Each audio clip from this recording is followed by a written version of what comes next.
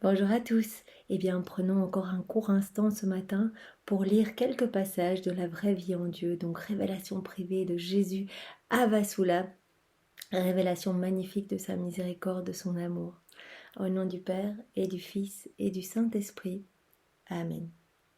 Jésus, je me plonge en toi, dans ta divine volonté, et je te demande de venir vraiment m'envahir de ta présence et de venir toi-même, lire ces passages en moi. Viens toi-même toucher les cœurs, Seigneur. Ce sont tes mots, ce sont tes écrits. Je te demande vraiment la grâce de pouvoir opérer de grandes ouvertures de cœur. Vraiment, viens ouvrir aussi nos intelligences pour que nous puissions vraiment comprendre et recevoir ces précieux trésors que tu nous donnes tous les jours à travers tes propres paroles, Seigneur. Alors, donc le premier passage trouvé, donc c'est dans le cahier 8, le 21 février 1987. Jésus dit ceci. J'aime tellement les hommes, Vassula. Cet amour que j'ai pour eux. Ne me suis-je pas sacrifié comme un agneau pour eux, pour les libérer, pour leur obtenir le salut? J'ai tellement souffert pour eux.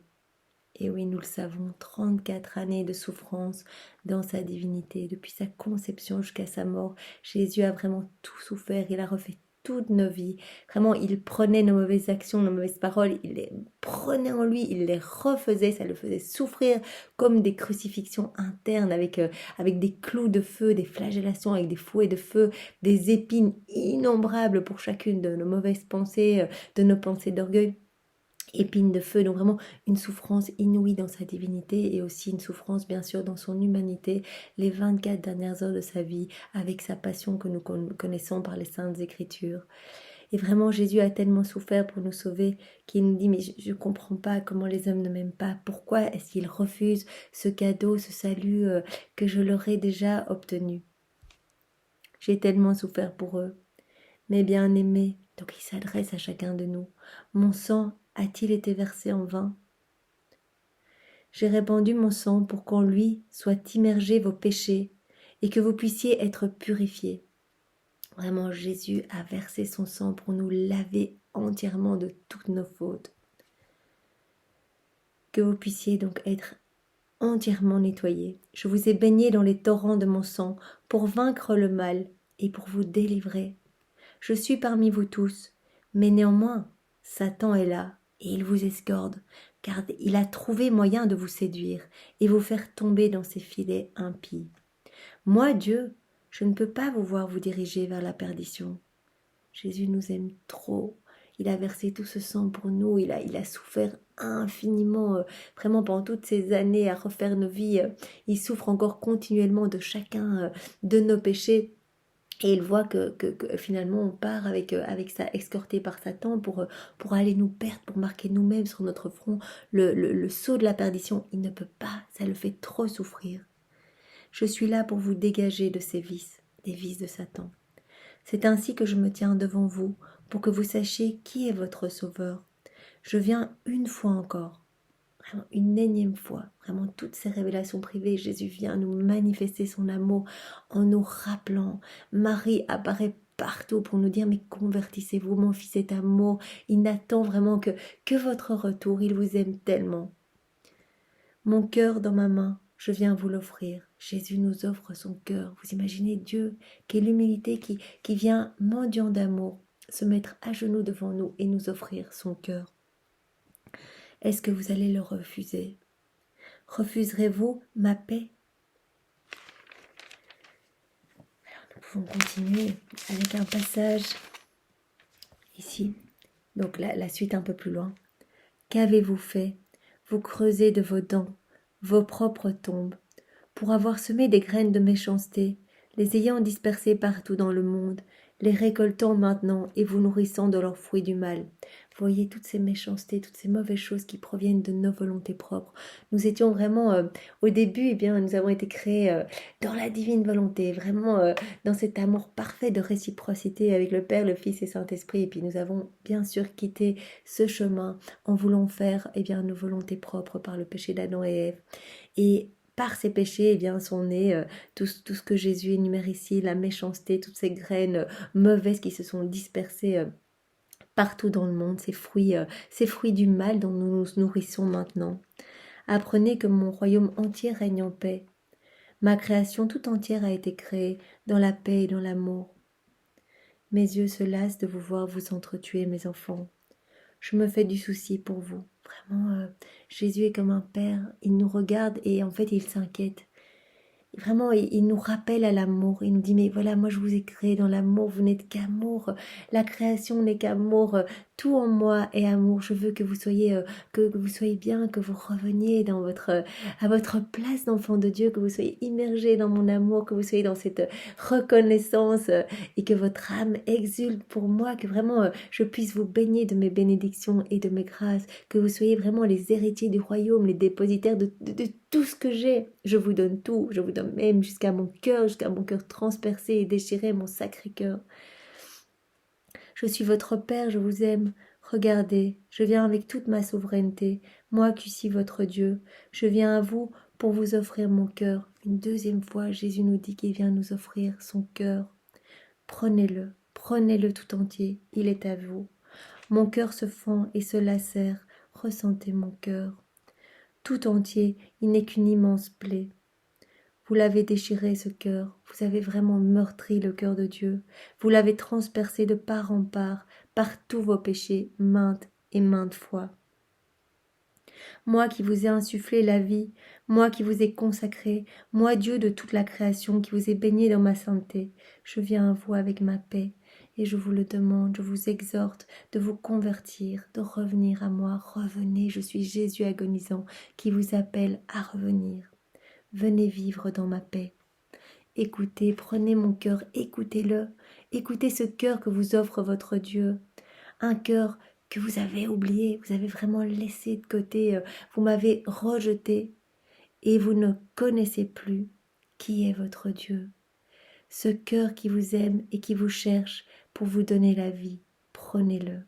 Cessez de faire le mal, cessez de vous rebeller contre moi.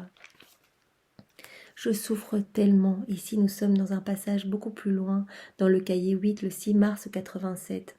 Je souffre tellement à cause de mon immense amour que j'ai pour vous. Cet amour qui me brûle. J'ai cruellement souffert à cause de l'amour. Je souffre encore quand je ne reçois aucune réponse à l'amour que j'ai pour vous.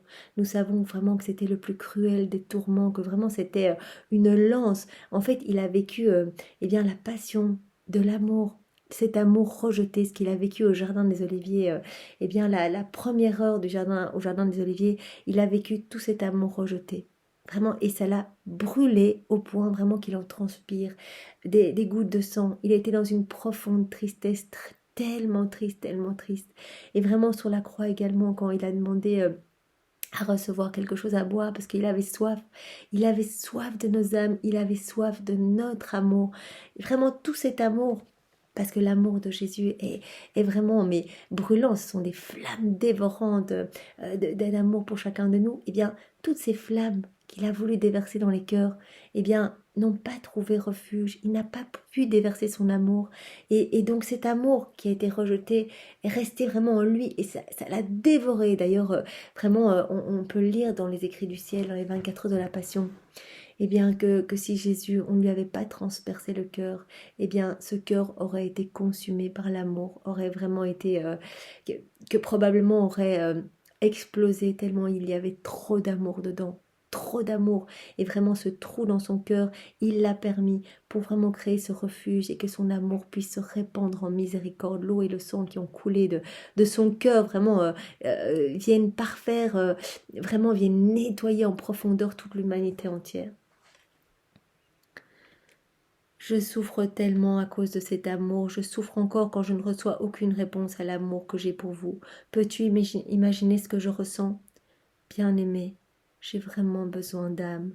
J'ai besoin d'âmes qui m'aiment vraiment, des âmes qui puissent réparer pour celles qui m'ignorent. Dis-leur, Vasula. Dis-leur, fais-leur savoir comment on se sent d'aimer quelqu'un. Moi qui ai laissé ma vie par amour et cependant qui n'obtient pas de réponse, pas d'amour. S'il te plaît, Vasula, toi, ne te lasse pas de porter ma croix de paix et d'amour. La porter pour moi repose mon âme fatiguée. J'ai besoin de me reposer, bien-aimé. Voyez, quand on ouvre notre cœur à Jésus, que nous lui permettons de venir vivre en nous, que nous acceptons son amour, quand nous faisons des actes dans la divine volonté, eh bien vraiment c'est la preuve d'amour la plus parfaite, c'est de dire Jésus, mais moi je t'aime, je t'abandonne ma vie et ma volonté, vraiment je m'ouvre à toi et je te donne tout ce que je suis et ma vie n'a pas d'importance si elle n'est pas vécue par toi, Jésus, je veux vraiment que tu viennes eh bien dans mes mains, dans mes pieds, dans mes paroles, dans mes regards, je veux vraiment être une extension de ta propre humanité. Vraiment, quand on lui autorise à venir s'établir dans notre âme, eh bien, il y trouve un repos. Il dit qu'il a besoin de se reposer dans des âmes aimantes qui acceptent son amour. Alors, il continue. Alors, je reviens en arrière parce que j'ai trouvé tous des passages. Donc, dans le cahier 8, le 1er mars 1987. Donc, il lui dit, mais Vasula, est-ce que tu veux vraiment être ce refuge pour moi? Est-ce que tu veux être cette aire de repos? Est-ce que tu veux réparer pour moi? Est-ce que tu veux réparer au nom de tous ceux qui ne m'aiment pas? Cet amour qui me brûle, eh bien, est-ce que tu veux soulager mon cœur? Veux-tu réparer pour les autres? Voici sa question. Et alors Vasula ne sait pas trop ce que ça veut dire. Elle dit, mais que signifie exactement réparer, Seigneur? Et Jésus lui répond, réparer veut dire compenser pour d'autres qui ne donnent aucune réponse à mon amour. Répare pour d'autres. Tout ce que tu as à faire, c'est de m'aimer de tout ton cœur et de tout ton esprit. Vraiment, c'est de venir avec... il dit, mais donne-moi toute ta misère et ma miséricorde la consumera. Sans toi aimer de moi, viens, appuie-toi sur moi, entends-moi, tiens-moi compagnie. N'oublie pas que je suis ton saint compagnon. Vraiment inclure Jésus, l'aimer, le remercier au nom de tous, le glorifier au nom de tous.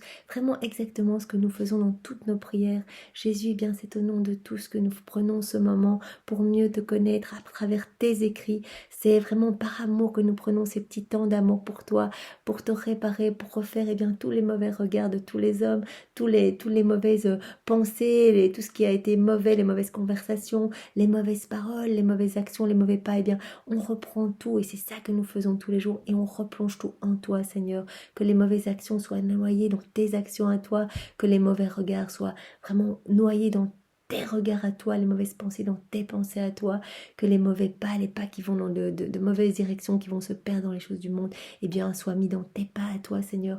Vraiment, nous voulons tout réparer. C'est ça, réparer. C'est vraiment tout simple. C'est aimer Jésus. C'est le glorifier. C'est le remercier au nom de tous. Vraiment dire merci, Jésus, voilà, pour tout ce qui nous entoure. Merci. Au nom de ceux qui ne remercient pas, nous voulons te glorifier. Au nom de tous ceux qui ne remercient pas, de tous ceux qui ne te glorifient pas. Nous voulons te louer au nom de tous ceux qui ne te louent pas. Nous voulons t'adorer au nom de tous ceux qui ne t'adorent jamais, Seigneur. Voilà, quand nous allons adorer Saint-Sacrement, eh bien, faisons-le au nom de toutes les générations, de tous les temps, vraiment. Et offrons à Jésus au moment de notre adoration, pas notre adoration qui est purement humaine et très imparfaite, mais offrons-lui sa propre adoration. Quand nous le prions, eh bien, demandons-lui de venir prier en nous pour lui offrir ses propres prières à lui, ses propres bénédictions, ses propres adorations, pour lui offrir la correspondance parfaite de son amour.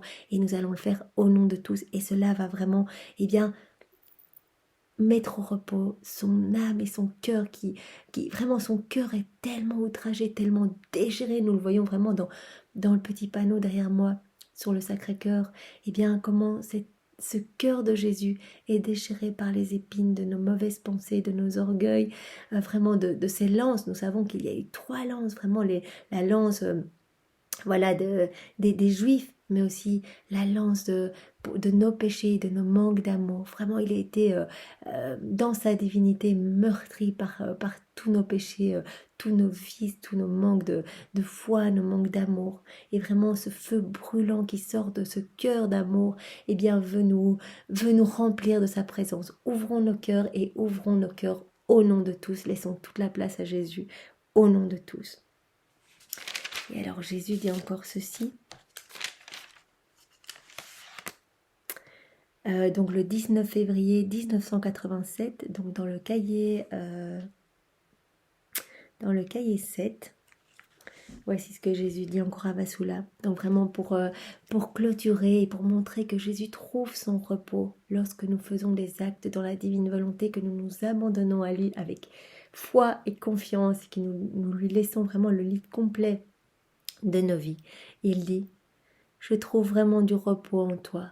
il s'adresse à Vasula qui lui dit mais je veux m'abandonner Seigneur, je veux te faire plaisir, je veux te glorifier, je veux réparer pour toi.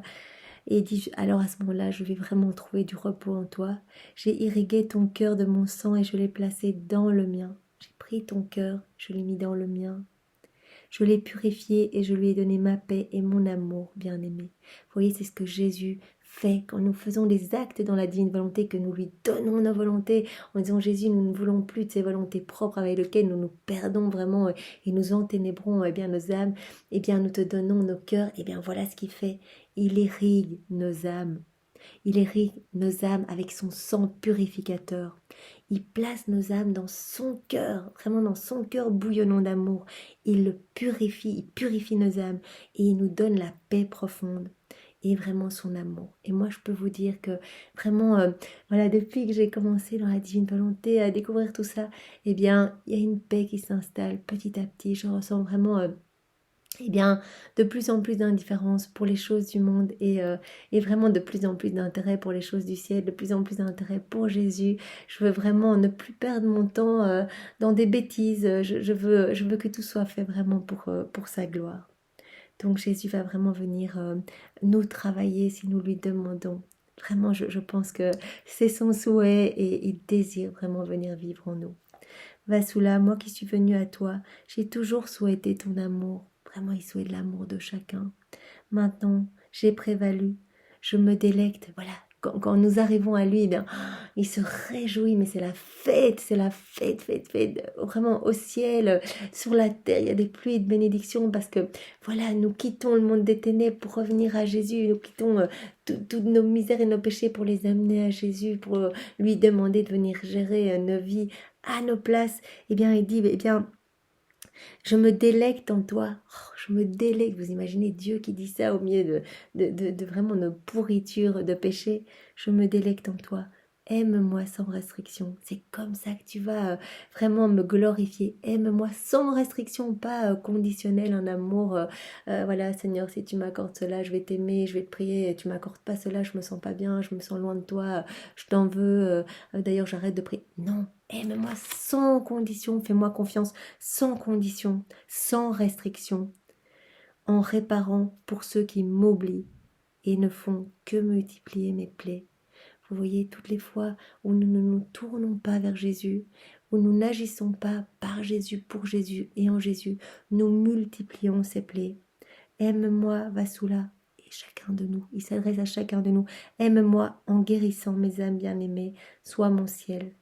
Jésus nous demande d'être son ciel à chaque acte fait avec Jésus dans sa divine volonté. Nous recréons les plus beaux soleils qui soient, ces soleils qui vont éclipser les ténèbres ici autour de nous sur cette terre et qui vont ramener des âmes vraiment qui vont pouvoir peut-être s'ouvrir un petit peu à la lumière de Dieu, vraiment parce que c'est Dieu qui va agir à travers nous et nous allons par notre amour, par nos réparations, par notre notre don, notre offrande de nous-mêmes au Seigneur, il va pouvoir prendre cet amour et aller le déposer dans le cœur de personnes froides, fermées, indifférentes. Il va vraiment redistribuer notre amour. Il va se servir de notre amour, il le dit. Et ça vraiment, ça s'explique pas. C'est au niveau vraiment de... C'est Dieu qui gère. Il va pouvoir guérir des âmes lorsque nous aimons, lorsque nous l'aimons de toutes nos forces, que nous le glorifions. Eh bien, il va pouvoir agir vraiment avec notre amour, par notre humanité. Et il va pouvoir guérir des âmes et ramener beaucoup d'âmes à lui. Ça ne s'explique pas, il faut lui faire confiance, faisons beaucoup d'actes dans sa divine volonté, appelons-le, glorifions-le et vraiment ne le laissons pas seul. Toutes les fois où nous mettons en doute son amour, toutes les fois où nous ne l'appelons pas, même si vraiment nous sommes tout à fait dans des actes peut-être charitables ou des actes tout à fait saints, eh bien si nous le faisons sans Jésus, c'est fait de nos volontés propres et cela offense quand même Jésus parce que n'oublions pas qu'il attend à côté et qu'il attend juste une parole pour pouvoir s'unir à nous. Il attend que nous l'invitions vraiment à faire l'action en nous et nous savons que si Jésus l'a fait, elle va être divine, elle va être éternelle cette action, elle va être magnifique, elle va glorifier la Trinité Sainte, il va y avoir des répercussions partout, les saints vont en être divinisés, les âmes du purgatoire vont pouvoir recueillir aussi ces pluies de grâce, sur la terre il va y avoir des conversions, donc c'est super important. Jésus vraiment le disait à Louisa, si tu voyais si tu voyais vraiment ce que c'est, ce qui se passe au niveau divin, au niveau spirituel, quand tu fais un tout petit acte d'anodin dans la divine volonté, là maintenant nous parlons dans la divine volonté, nous prions dans la divine volonté, si tu voyais ce qui se passait, si tu voyais la beauté qui se crée quand il y a un seul acte dans la divine volonté, tu ne voudrais plus jamais en louper un seul. Tu voudrais plus jamais en faire un seul de ta volonté propre. Tu aurais peur d'en louper un tellement, tellement l'immensité de Dieu envahit vraiment le ciel et la terre quand une personne fait un acte dans la divine volonté. Donc je vous invite tous, c'est facile, Jésus, je vais faire selon ta divine volonté, je le fais de tout mon cœur pour te glorifier, pour t'aimer et pour vraiment te rendre tout l'amour qui t'est dû au nom de tout, Jésus.